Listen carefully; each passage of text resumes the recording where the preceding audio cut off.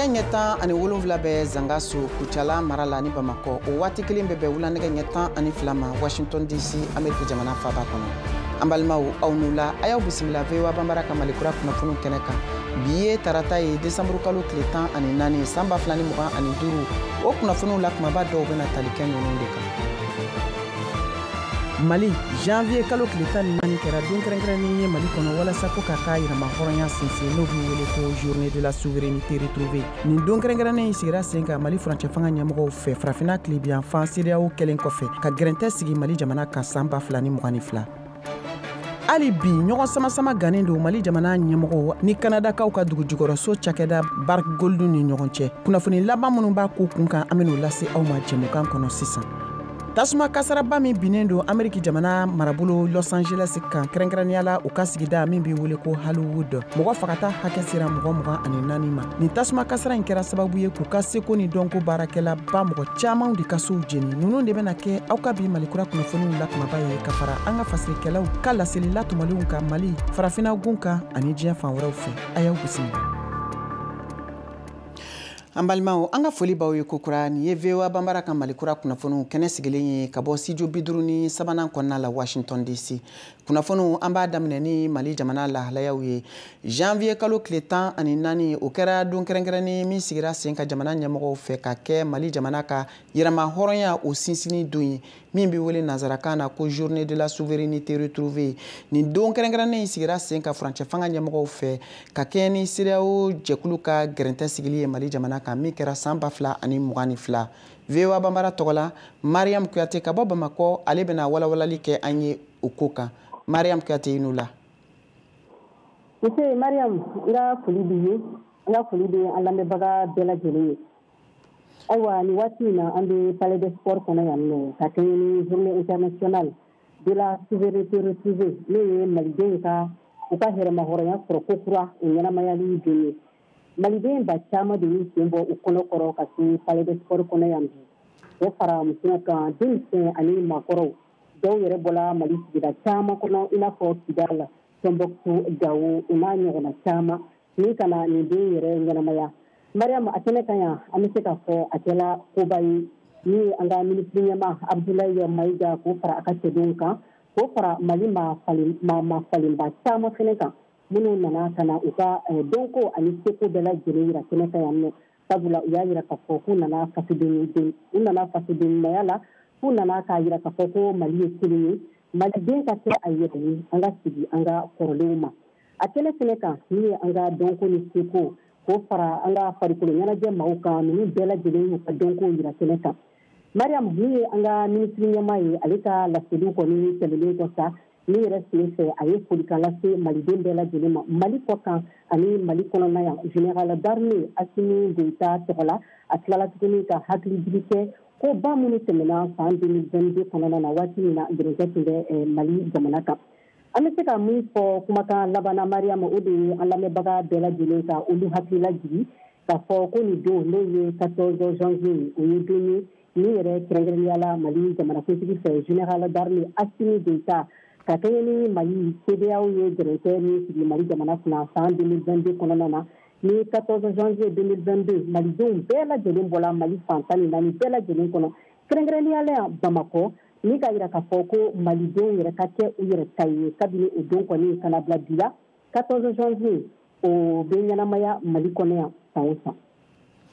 Mariam Kuyate an ka foli b'i ye ka tɛmɛ ni an ka kunnafoniw ye min bɛ tali kɛ bidon ɲɛnamayali kan ni o ye janvier kalo tile 4 ye n'a sigira jamana ɲɛmɔgɔw fɛ ka kɛ Mali ka yɛrɛma hɔrɔnya sɔrɔli kokura o don sinsinni don ye. O nɔgɔnin fɛ bi VOA ka laselikɛla Pascal Traoré ye kuma di maliden dɔw ma olu b'u ka hakilina di bidon yɛrɛ ɲɛnamayali kun kan an ka jɛ k'an ɲɛmadaw fɛ. Bon, n tɛ se ka o expliquer quoi mais souveraineté kɔni o ye yɛrɛma hɔrɔnya ne bolo quoi an y'an yɛrɛ sɔrɔ quoi voilà. An ka jateminɛ na lawale la i fɔra ko Mali a ka yɛrɛma hɔrɔnya sɔrɔ mais o yɛrɛma hɔrɔnya ka se Mali ka yɛrɛma hɔrɔnya. Non a kun tɛ propagande kun do tiɲɛ tɛ propagande kun do jamana tiɲɛ tɛ dɛ Mali ka yɛrɛma hɔrɔnya kun t'a bolo propagande kun do quoi. An bɛ ɲɔgɔn ɲininka fɔlɔ souveraineté tun b'an bolo ou bien a t'an bolo souveraineté tun b'an bolo est-ce que y'a faamu souveraineté tun b'an bolo c'est à dire que problème bɛ yɔrɔ mun na Mali ko ye mun ye sisan ni mun nana n'i ka slogan de bɛ na y'a faamu Mali ko kɔrɔ de ye quoi c'est comme Mali kura y'a faamu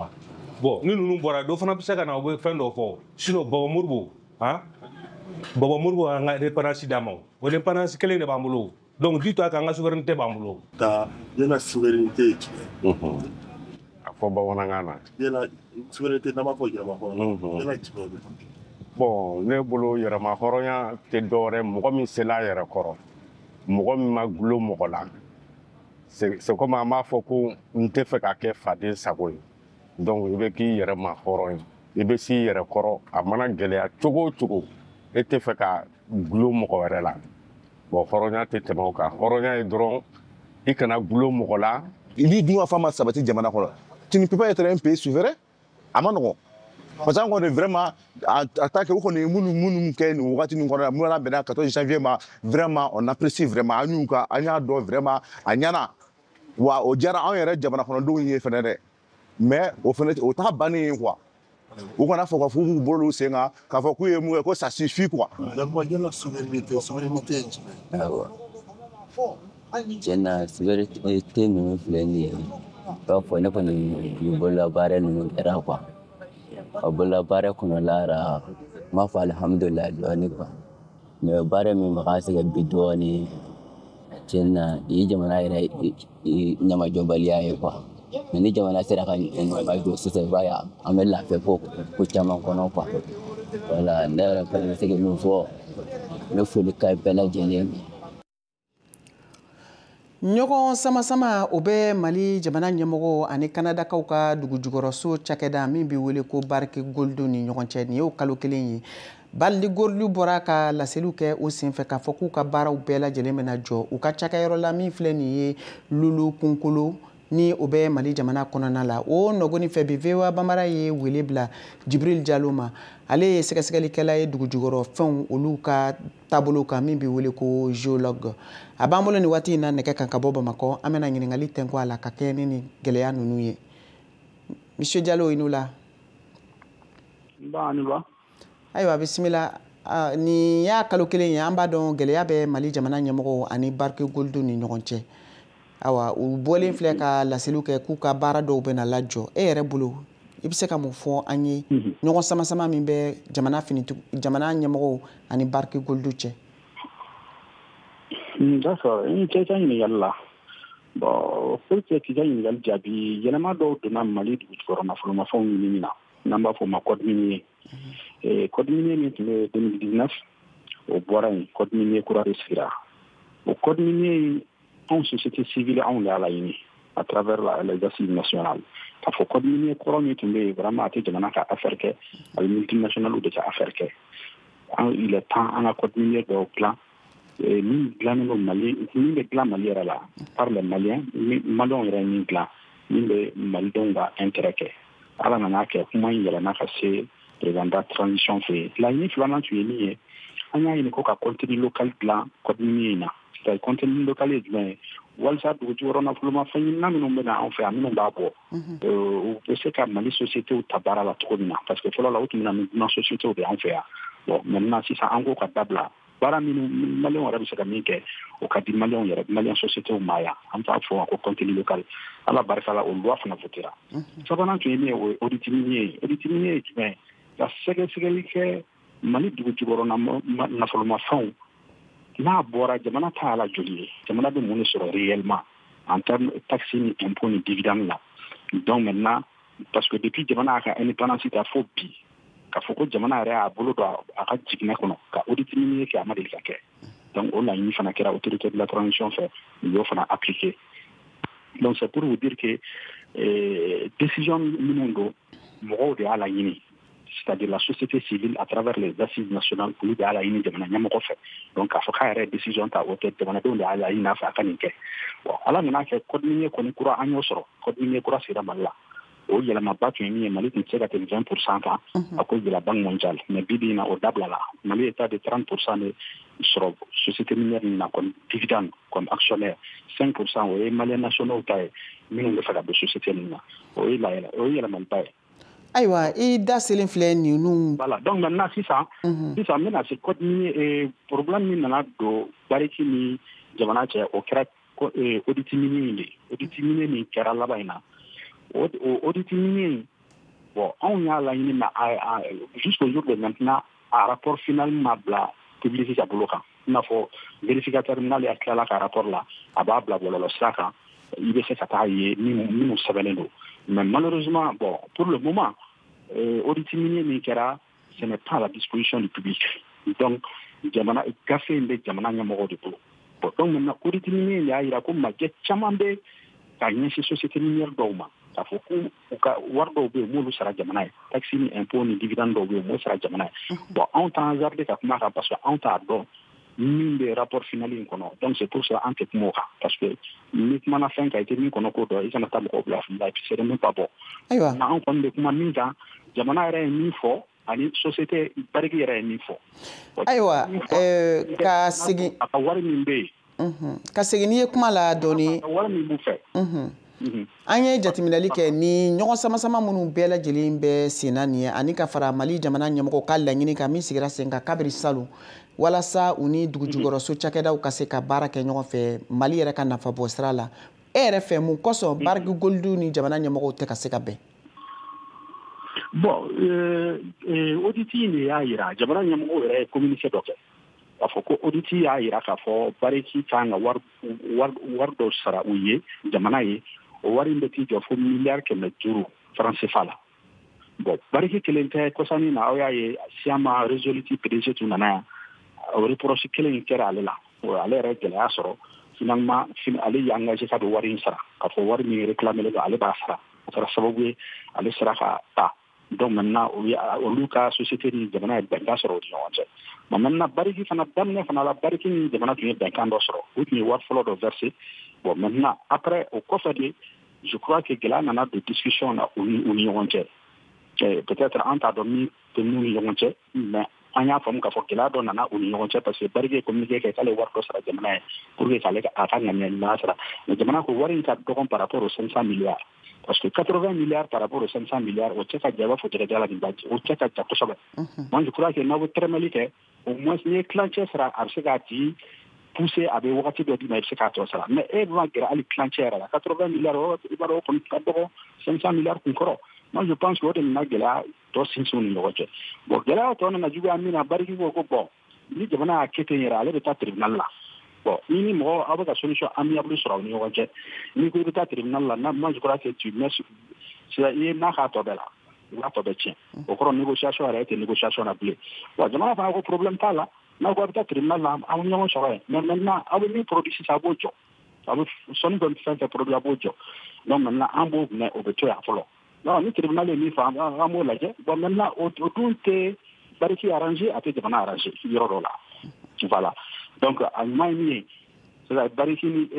a intérêt ani jamana ka bɛn ko dɔ la u ka bɛn ko dɔ la hali n'a bɛ kɛ moratoire ye mais vraiment u bɛ ka wari min fɔ k'u bɛ sara wari in ka dɔgɔ jamana bɛ ka min réclamer voilà m'o de don a kɔnɔna la. Ayiwa ni an seginna n'i ye kɔfɛ ɲininkali laban na e yɛrɛ bolo nin tɛna kɛ gɛlɛya ye Mali jamana ma a ka sanu bɔli cogo ani sanu feereli yɛrɛ taabolo kun kan diɲɛ fan wɛrɛw fɛ wa? Bon comme an b'a fɔ cogo min na ko bɛɛ n'a gɛlɛya n'a avantage don parce que fo multinational fana k'a faamu mɔgɔ minnu bɛ yen bi taabolo kura de bɛ Mali kura la pratique dɔw tun bɛ kɛ fɔlɔ la sisan a bɛ gɛlɛya o ka kɛ parce que multinational ninnu caman bɛ yen a dɔw bɛ hali intervenir hali élection kow la u bɛ taa candidat dɔw sponsoriser dogo la donc ce qui fait que hali n'o tigi nana fanga la o tɛ se ka ko b'u ta la bon minnu bɛ yan bi élection mana n'olu ye olu nana donc u ɲɛ bɛ jamana ka intérêt de la donc u bɛ se k'o défend cogo min na moi je crois que u bɛ ka taa n'o sira de bon moi je crois que o gɛlɛya yɛrɛ de bɛ multinational ni dirigeants ni ɲɔgɔn cɛ parce que peut-être u degelen don ko dɔw la avant parce que nin t'a siɲɛ fɔlɔ ye Bariki de la ka datugu Bariki tun tɛ Aramikoli de feerela k'a kɛ Bariki ye Boubou Cissé k'o to premier ministre la k'a to ministre de l'économie la ani Bariki de la ka nin gɛlɛya kelen sɔrɔ a ye a wagati Aramikoli de tun b'a a y'a datugu kunɲɔgɔn 2 kalo kelen bon maintenant après bɛnkanw donn'u ni ɲɔgɔn cɛ bon c'est pour dire que vraiment il faut des changements de bɛ yen bi ni ye AES kɔnɔna ta k'a lajɛ dirigeants minnu bɛ yen bi ils sont pas prêts vraiment ka multinationaux ka fɛn dɔw accepté mais Niger o jateminɛ Burkina o kelen de bɛ ka kɛ Mali la k'a fɔ multinational ka pratique kɔrɔ dɔw tun bɛ yen olu tɛ se ka continuer bilen. Djibril Diallo, je pense que yɔrɔ min a tɛ jamana arrangé c'est que mɔgɔ minnu bɛ baara la a ka ca maliyɛn minnu bɛ baara la a ka ca il y a plus de 8000 Maliens qui travaillent là-bas. Ayiwa an ka foli b'i ye kosɛbɛ dan tɛ foli min na ka hakɛto ɲini fɛ nin tun ye Djibril Diallo ale ka laseliw ye min bɛ tali kɛ Mali jamana ɲɛmɔgɔw ani Barki Goldu cɛ gɛlɛyaw kan. An bɛ taa ni kunnafoniw ye jamana camancɛ fan fɛ kɛrɛnkɛrɛnnenya la Baɲaŋara mara la u ka marabolo ɲɛmɔgɔ colonel major Olivier Jassana ale ka san ladala foliw senfɛ ye laseli kɛ k'a fɔ ko wulikajɔ hakilina baara minnu sigira sen kan ni o bɛna kɛ sababu ye ka maramafɛn bɔ dugudenw ani jɛkulu maramafɛntigiw ni ka fara minnu bɛ ka Mali yɛrɛ kɔkɔrɔma don bolo n'a bɛ wele ko DDR ko baaraw bɛna sigi sen kan. Tijani Wedrago VOA Bambara tɔgɔla ka bɔ Koro ale b'o kunnafoniw lase. Sanyɛlɛma ladala sanbe foli mun kɔni kɛra Baɲaŋara gouvernorat kɔnɔna na colonel major Olivier Jassana n'o ye Baɲaŋara gouverneur ye ale ni Baɲaŋara association ni tɔn fɛn fɛn bɛ yen senfɛ de a ye laseli kɛ ne k'a yira k'a fɔ ko yɛrɛlakana jɛkulu min bɛ mara in kɔnɔna na ko u bɛɛ lajɛlen kɔni na marifaw bila waati nataw la. Olivier Jassana an k'ale lamɛn. Autodéfense ka marifa minɛ olu la u yɛrɛkɛ ni ka cidiw ma n'i ka marifa minɛna i ka marifa bɛ minɛ i ka don armée la n'a kɛnɛya b'i la ni si n'i ka kɛnɛya b'i bɛɛ i bɛ se ka don armée la i kɛlɛ yan dɔ ye i donna DDR fɛ o i donna kɔn o fɛ n'i donna armée kɔnɔ ka ban i kɛra muso sɔrɔsi a fɔra kɔnɔ. A ka fɔla laɲini yɛrɛ kɔni bɔra jamana ɲɛmɔgɔw fɛ mun yɛrɛ kɔni laseli kɛra président Assimi Goïta fɛ a bɛ waati jan bɔ a y'a yira k'a fɔ ko jamana kɛlen bɛ ka fɛɛrɛ bɛɛ lajɛlen sigi sen kan walasa a kɛcogo ka ɲɛ. Baara o baara n'o kɔni bɛ i sago a la i ka marifa bɛ minɛ moyen bɛ d'i ma i ka se ka to baara kɛ DDR de y'o ye an sigilen bɛ k'a kuma waati sera aw bɛɛ ye télé lamɛn président da sera kuma marifa kunna marifa bɛɛ de bɛna cɛ ni marifaw cɛra ka ban ne y'i ta don an bɛ jahagiwalikɛla minnu kɛlɛla kan i n'olu bɛɛ de bɛ kɛ kelen.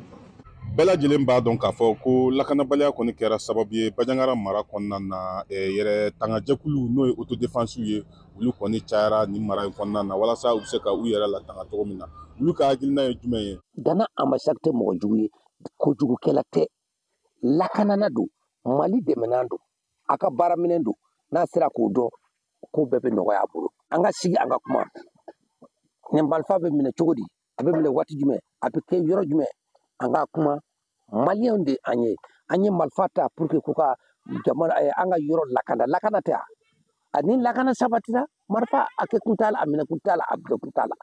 an mago t'a la bɛɛ bɛ t'i ka baara la. An ka giringajɔw senfɛ walasa an ka maradenw ka hakilina sɔrɔ nin wale nata in na an kɔni ma mɔgɔ sɔrɔ mun b'an ka ɲininkaliw jaabi an ka kuma barani na nka caman kɔni y'a yira k'a fɔ ko n'a bɛ se ka kɛ sababu ye bɛn ni kɛlɛya ka na mara in kɔnɔna na i n'a fɔ nin cɛkɔrɔba in b'a laɲini cogo min na. Vraiment a kɔni ka d'an ye hɛrɛ ka se ka na Mali la an sɛgɛnna an ye dɔ kɛ koyi an ye dɔ kɛ yɛrɛ jaati mɔgɔ caman sara n'a ko k'a bɛ désarmement kɛ mais fɛn kelen bɛ yen o de ka gɛlɛn mais côté kelen bɛ désarmer côté kelen tɛ désarmer o bɛ gɛlɛya an bolo kosɛbɛ. Laseli in kɔnɔna na i ka dɔn k'a fɔ colonel major Olivier Jassana n'o ye Baɲaŋara gouverneur ye a ma don kɛrɛnkɛrɛnnen ta k'a yira k'a fɔ ko baara in kɔni na kɛ nin don in na nka a ka laseliw kɔnɔna na a y'a yira k'a fɔ ko a kɔni tɛna kɛ don jan ye bilen. Tijani Wedrago VOA Bambara tɔgɔla ka bɔ Koro. Nin bɛna don an ka jɛmukan tako filanan kɔnɔna la o kama an b'a ɲini aw fɛ aw ka to an ka radio fiɲɛsiraw ani jabaraniso kan aw k'an bɛɛ sɔnni. An balimaw ani yantuma a jirala k'a fɔ ko san 2024 jamana kɔnɔtala 10 ɲɔgɔn de tora ji la ani olu fana bɔnɛna u nin na olu cɛla a caman bɔra farafina gun na kɔsa na Mali sifi 20 de tora ji la n'a caman bɛ bɔ Kayi mara kɔnɔ yala mun de bɛ se ka kɛ yaasa ka dan sigi jamana kɔnɔtalaw la minnu b'a ɲini ka se farajɛ gun kan mun de bɛ se ka boloda i n'a fɔ fɛɛrɛw la yaasa ka baaradaw laɲiniw sigi sen kan nin denmisɛnnin sifinw bɛ bɔ mara minnu kɔnɔ ayiwa minnu b'a fɔ k'u da don an ka jumadon n'o ye janvier kalo o tile 17 na nɛgɛ kanɲɛ 19 ka se 20 na a y'aw sɔgɔ VOA Afrique an b'a fɔ kɛnɛ kan ayiwa n balimaw aw jija dɛ nin kelenni a kana fɔ aw kɔ dɛ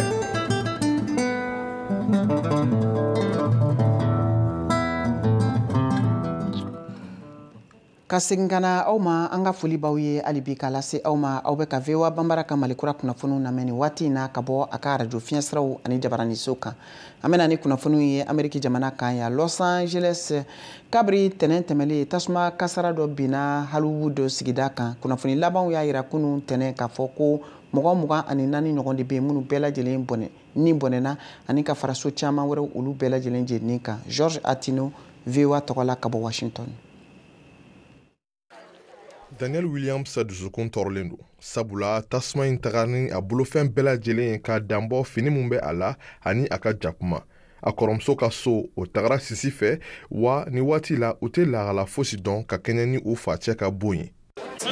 dukɛnɛ bɛɛ lajɛlen jenina nka ni waati na tasuma fagalanw bɛ k'u seko kɛ lakanatigilamɔgɔw fana bɛ yen sabula ni facɛ ka kin kɔnɔna la maa caman bɛ yen minnu bɛ suɲɛni na ni waati yɛrɛ la o fana ye jɔrɔna koba ye maa fɛn fɛn jɔlen filɛ nin ye ninnu bɛɛ lajɛlen ka so tagara sisi fɛ wa baɲumankɛ tɔn California Fire Foundation o de b'a la ka ɲɛ u ma cogo min na ka dɔ bɔ u ka degun na Ant Donovan ye san 19 sifin ye ale b'a ɲɛfɔ k'u ka kin bɛɛ lajɛlen jenina ne ye n ka denmisɛnniya kɛ a kabini n bɛ sanji 7 la wa ni denmisɛnnin ɲɔgɔn 6 walima 7 ɲɔgɔnna de tun bɛ ɲɔgɔn fɛ an tun bɛ kulonkɛ kɛ ɲɔgɔn fɛ an taara kalan kɛ ɲɔgɔn fɛ an ka duw bɛɛ lajɛlen tun bɛ yan nka kalanso ma se k'an fara sanfɛ kalanso ma se k'an fara o si ma se ka dankari an ka teriya la fɛn kelen mun y'an fara o ye tasuma de ye a y'an ka sigida bɛɛ lajɛlen jeni Josh Erdman ani Armen Sark olu ka so jeninen kɔ tasuma fagalanw y'u dɛmɛ cogo min na u bɛ se k'u ka kanu tamasiyɛn bolona nɛgɛ ɲini ani k'o ye u ye kogo ci wa u ye fɛɛrɛ bɛɛ lajɛlen tigɛ cogo min na an bɛ se k'an ka kanu tamasiyɛn bolona nɛgɛ ɲini ani ka a ye an ye sanga 30 walima 40 ɲɔgɔnna de kɛ an tun bɛ k'o ɲini bugurujɛ cɛma wa an labanna k'a ye maa minnu bolofɛn bɛɛ lajɛlen jenina ni kasara in senfɛ ka ta u ka fini na fo ka taa se u ka sɛbɛnw ma kɛnyɛrɛw baaradaw foroba cakɛdaw fo ka taa se baɲumankɛtɔnw ma olu bɛ ka fɛɛrɛ tigɛ waasa ka se ka dɛmɛ don o ma kasaratɔ ninnu ma bagan marayɔrɔ Pasadena Yumane olu ye dɛmɛ don bagan 350 ɲɔgɔn ma minnu tigiw ma se ka taa ni u ye waasa u ka lakana cogo min na baɲumankɛtɔn ye kuma lasela Kevin McManus b'o ɲɛfɔ They had to have some place for their pets to go or else they weren't going. Walasa bɛɛ lajɛlen ka se ka lakana a ye na ni a ka baganw ye an ka mago don u la an k'u minɛ ko ɲuman o la aw bɛ se k'aw mago don aw yɛrɛ la ka ɲɛ sabula ni waati gɛlɛn in na aw man kan ka jɔrɔ ni baganw ye. Care of yourself, you don't have to worry about your pets in this incredibly trying. Richie Ramos ale ye Los Feliz dugude ye ale taara dɛmɛ dɔ di cogo min na u ka se k'u mago don baganw na ko ɲuman ni ye ko ɲuman ba ye k'a ye k'a fɔ ko hadamadenw bɛ ɲɔgɔn dɛmɛ tan tiɲɛ yɛrɛ la nin ka ɲi an kan k'an seko n'an damayira bɛɛ lajɛlen kɛ walasa ka se ka ɲɔgɔn dɛmɛ mɔgɔw bɛ ladon yɔrɔ min na ni tasuma fagalanw ka yɔrɔw olu bolo degunnen don kosɛbɛ o de y'a to jamana marabaaw olu b'a ɲini jamanadenw fɛ ko u kana taa dumuni tiɲɛta di bilen nka k'u ka kɛ nafolo ye cogo min na u ka se ka dɛmɛ don maa kasaratɔw ma Ameriki jamanatigi min sugandira n'a ka k'i kali jamanadenw ye janvier kalo tile 20 n'o ye Donald Trump ye ka kalata yira ko fɔ baara waati tun ye bolongɔni turu a ka jɔrɔnaw kan ka ɲɛsin Colorado sigida dɔ ma min bɛ wele ko Aurora ka kɛ ni nigɛlɛya ni karogɛlɛya wale minnu ni o bɛ kɛ ni sigida kofɔlen in na ko n'o bɛ ka kɛ dunanw fɛ ni kunnafoni ninnu bɛɛ lajɛlen farala ɲɔgɔn kan VOA tɔgɔla Shelley Chancellor fɛ min bayɛlɛmana Nama Jara fɛ VOA Banbara tɔgɔla Kɛmɛ sarada mɔgɔw 20 ye tungaladenw ye Aurora dugu la États-Unis sigida ɲɛmɔgɔw b'u ka baara kɛcogo n'u ka laadalakow sankɔrɔta ani ka nafa don u la sigida la nka kalata ka ɲini ɲɛnajɛ senfɛ a yera ja dɔ kɔnɔ mɔgɔ juguw ni marifaw bɛ ka don duw kɔnɔ ka binganiw kɛ a jirala ko mɔgɔw dɔw tungaladenw b'u cɛ la n'u ni Venezuela mɔgɔ jugu minnu bɛ kaso la k'u n'u bɛ baara kɛ ɲɔgɔn fɛ Donald Trump y'o jaw ye tuma min campagne kɔnɔ a taara Aurora dugu la kalo kelen yanni kalata cɛ wa ɲɔgɔnɲɛba dɔ senfɛ a y'a jira k'a bɛna tungaladenw caman labɔ Aurora n'a bɛ wele opération Aurora ne bena Aurora lakisi ani dugu o dugu ni tungaladenw ka ca ye an be ni mɔgɔ juguw ni fagalikɛlaw do kaso la walima k'u labɔ an ka jamana kɔnɔ an bena an seko bɛɛ kɛ o baara la desanburu kalo kɔnɔ binkanuw kɛra mɔgɔw kan so dɔ kɔnɔ mɔgɔ juguw fɛ mɔgɔ kelen tununa o senfɛ cakɛda min be tungaladenw kama amerika ye tungaladen 16 minɛ n'u be bɔ venezuela jamana na sɛbɛn t'u bolo nga o bɛɛ n'a ta Aurora dugu meri kɔni be ka fɔ ko mɔgɔ jugu minnu be yen ni tungaladenw do u man ca ne be yala ni ka olu ye tungaladenw ka daga la olu fitininw do u ka girinya ye kilo 15 de ye nga Lamini Kan bolo min sigida jɛkulu mɔgɔ do Colorado ko tɔgɔjugu min be tungaladenw kan k'a kɔlɔlɔw be ka se dugudenw ka sɔrɔko ma ne b'a fɔ dunanw ye u ka sow kɔnɔ k'u be se ka taa egilizi la ani u denw be se ka taa lakɔli la u be ne jaabi ko n'u taara egilizi la u tɛna gwɛlɛya sɔrɔ wa yala ne bena den sɔrɔ tuguni n'a taara lakɔli la wa Trump y'a fɔ a jɛɲɔgɔnw ye Aurora ko nin tungaladenw ɲɔgɔn mɔgɔ jugu tɛ diɲɛ kɔnɔ u bɔra diŋɛ ani kaso de kɔnɔ ani diɲɛ hakili ɲagaminaw dɔ Donald Trump y'a fɔ ko tungaladenw ye Aurora kɛ u ta ye wa a ye jalakiliw kɛ ka ɲasi Colorado mara ɲɛmɔgɔ ma n'o ye Jared Polis ye k'a tɛ faamuyali kɛ dumuni ɲumanw ye Espagne ɲɛnajɛ ye